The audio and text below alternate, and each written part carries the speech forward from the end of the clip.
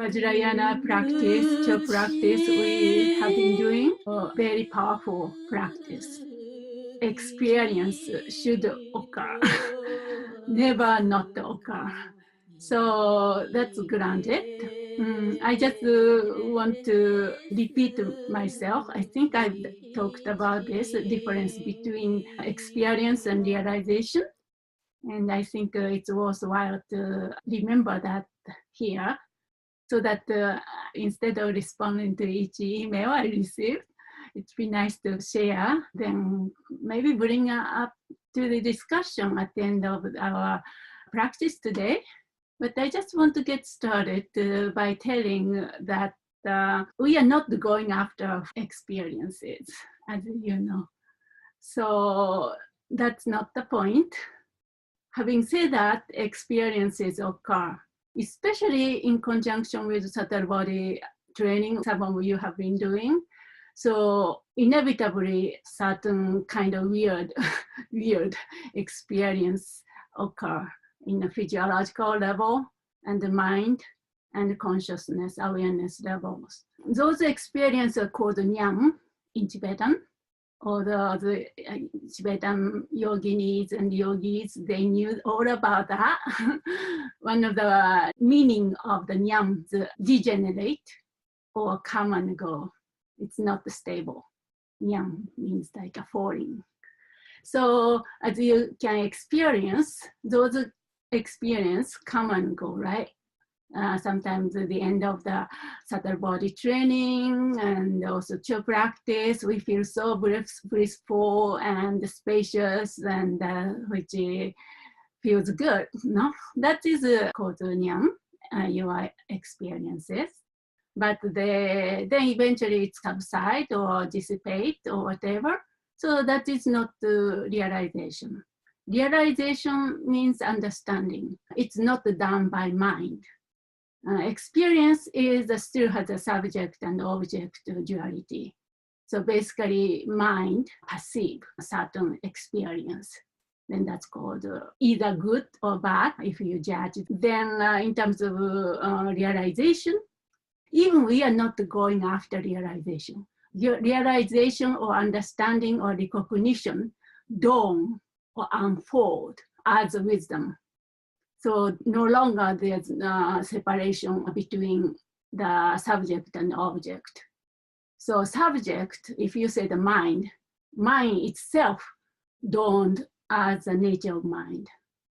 And then almost sometimes I talk about this, immersing beyond the world, so to speak. So that's that. Having said that, the experience leads to realization. So those bits of experience, those are very precious. Having said that, lots of warning in the past, those yoginis, they thought those experience a realization. Then stop making effort or I got it, you know. The issue is to sustain. You have to be able to sustain it. Once you get the glimpse of it, and sustain it. Then how we can do it is relaxing it without grasping. Without grasping or without judging or without, oh, what did I should do? No, just have to stay cool, basically, chill. Whatever arises, just rest in that. I always said rest. Resting whatever arises. So just let whatever this energy flow, for example, do their own thing. You know, for that we need a confidence and the courage. We have to trust that the natural healing process, and we have to have this confidence in one's own true nature, true refuge. I often talk about this true refuge, which does not come and go. Okay, there are many refuges we took in the past, but those come and go now, came and went, passed. But something within us which never destroyed, never come and go, that one really we need to take refuge in, and confidence in that its own natural healing nature. That's who we are. So in that sense, whatever arises, whether maybe very weird sensation and surge of prana's eruptions or emotional upheaval or whatever. See, Magic talked about that, right? We went over all those stages of experience. So our job is whatever arises, just let it arise and rest without any grasping or the judging. And then with confidence, courage, and trust. And trust in that complete safety.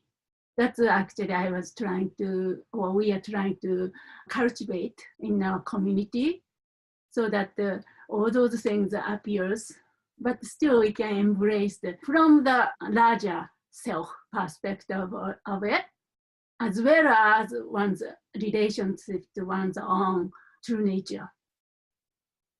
So, and does that make sense? I thought nice to remind you. See, somebody, perhaps Rumi, this is something Rumi said, that which come and go is not mine. And it's obvious, but think about it. In your life, your friendship, of course, come and go, but sometimes friendship lasts longer, right? That could be really beautiful true friendship, unconditional, even partnership. Difficult time, still stick around. That could be real partnership relationship, no? If something comes and go, it's not yours. Just let it go, like I experience it.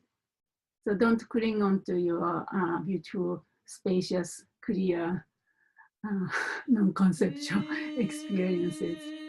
It's nice to taste of it because then we know what's possible, but just not to have attachment to it.